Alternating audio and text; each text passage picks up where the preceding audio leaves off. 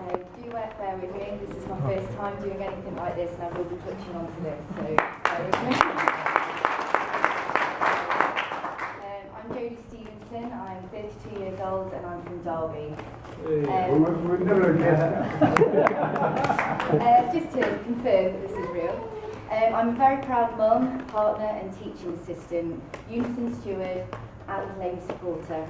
I have worked with children in SEN schools, tutoring children in emergency foster care and now mainstream schools. Working with children for over 10 years, I've gained qualifications, experiences, bites and bruises, you name it, I've had it, and it's been wonderful. I've enjoyed every single moment of it. Over this time, I've had a brilliant time and I love my job. I felt secure in my job and I felt that I could provide for my children and give them the life that they deserved. As of the 1st of June 2016, my pay was slashed by 25% overnight. No gracing period, no time to change contracts, cancel things, change my lifestyle. You've been given this, you've got to accept it and get on with life. That was great. I struggled greatly. I tried to cram in 10 extra hours per week to try and just keep my pay the same. So it was more hours, exactly the same pay. During this time, my eldest daughter started school. I had to miss out on her first day of taking her to school because I was trying to do these 10 extra hours just to sustain my life. I also missed out my youngest daughter, who was only 2, who's been causing some of the noises. I missed out on great important milestones, taking her to play groups and just generally watching her grow. Being a mother, I was working 28 hours anyway. It wasn't as if I wasn't working, but I then had to bump it up to 35 hours, which was really, really hard. My partner he's an engineer, already working full-time and many more hours, then had to work extra hours, taking our weekends together as a family away, which was extremely painful and unfair. As parents, we wanted to bring up our own children. We didn't want to have to pay for childcare for someone else to look after them. So this was all a very painful process.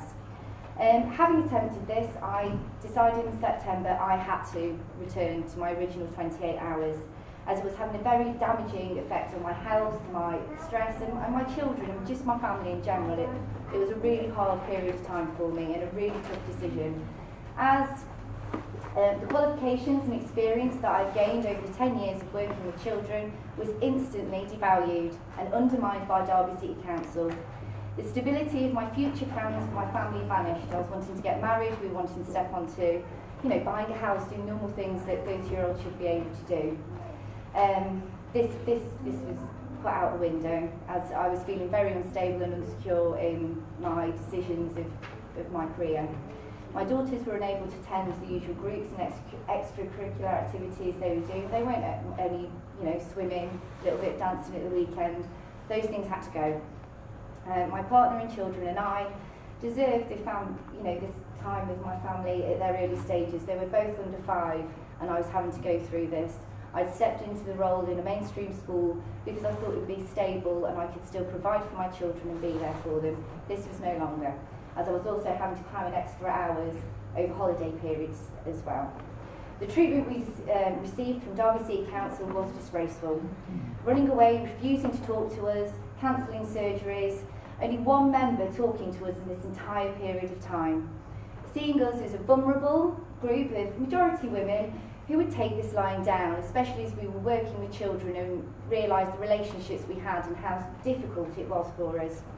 With fantastic and brilliant support we received from Unison, building our confidence, bringing us together, allowing us to develop relationships with fantastically strong-minded women, letting us know that we have that power and we could take this further forward, giving us the belief that we didn't need to take the council's ill treatment and we can fight for what is rightfully ours. Not that we were asking for more for what was rightfully ours originally. There was over 2,700 workers affected underneath Derby City Council's employment, who suffered bankruptcy, loss of houses and a great deal of stress and anxiety and uncertainty throughout this period of time. We had to take 72 days strike action for any results to happen over an 8-month period of time. The Derby City Council could have avoided this, but we knew we were right and we knew that we were fighting for what was rightly ours.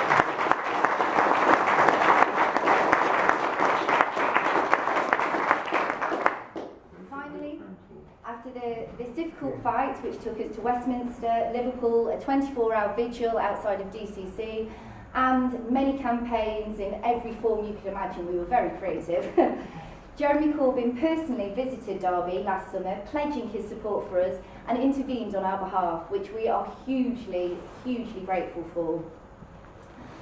Which resulted in getting the results we deserved. After long 8 months, we did get some results. We got compensation for those people who deserved it. Come September, we will be getting our 52-week contracts back, and we have some results.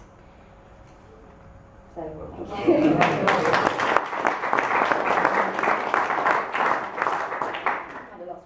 I wasn't asking for a clap. So DCC do not stand for Labour values and have definitely not acted out with true Labour morals. Unfortunately, they were a Labour-run council, which was disgusting. They were in no means, and the person running that party was anywhere near Labour values. Despite this, there was only one vote, and for this kind of situation to stop happening, which I'm very aware of is only too familiar these days, and especially listening to some people in this room. Not only has education suffered, affecting our children's futures, we're seeing more homeless people having to sleep rough on the street in our city centres, mental health being disregarded, NHS being dismantled, and libraries being taken away. Our current MP is driving the gap between the rich corporates sitting behind their desks quite happily making these decisions and stopping us providing for our families and their futures, driving the gap further between us and them. This should not be the case. We need to be bringing people together, not allowing the rich to avoid taxes and the poor to be taking the brunt.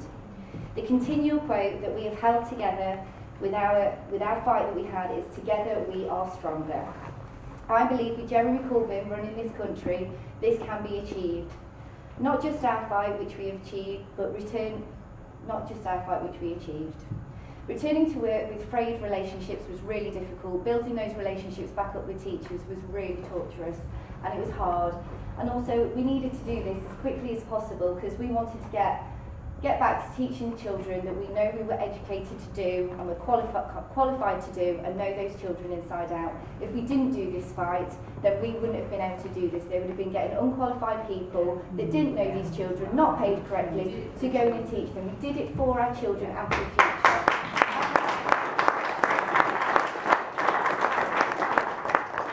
I have 2 young daughters as well. I don't want to hand the message out that you need to just take a part-time, low-time job, even though you're qualified, and lean on a man to support your family. I want to be able to provide for my family, so I've actually given to this as well. It's a shared thing. We're a family. It's not just lean on, even though I have had to lean on my partner a great amount. I have so much thanks to him. He's working 7 days a week, and he's missed out on some huge, really important things with my children. So back to DCC could have avoided all of this. They refused to talk to us for a long time. This didn't need to go on for 8 months, and it was children's education that suffered, but you understand the reasons why we did so. I love my role and would struggle greatly to move into another area of work, not as many areas that are secure nowadays. I've worked with children for 10 years. My experience is with children. I don't want to step into a supermarket job to be paid the same. I want to be paid for what I'm qualified for. The importance of getting votes for the under 30s is now more important than ever. They're the people not voting, they're the people that can make this change. I know we're all feeling a little bit, we need to feel like we can win this and we can get results, because we can if we really pull together. As that gentleman was saying, we achieved our fight, we got results. I'm well aware after 2 weeks returning to school, after feeling very fraught, that we were presented with deeper, harder cuts that are going to be given to us, driving this anxiety and stress and struggle even more. But we need to stand for what's right, and we need to pull together. And as our quote has continually said, together we are stronger. So thank you for listening.